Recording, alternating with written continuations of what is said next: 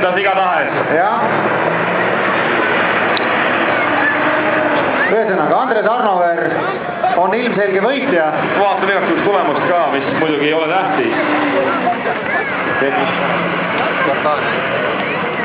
10,89 Arnover, aga jah, Lühaäär seisab keset rada.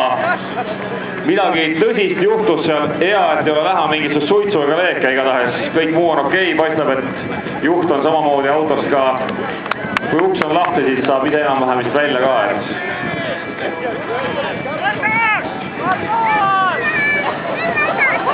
Korda. Kõik on okei, ootame infot rajalt. Meil läheb hetke aega siin.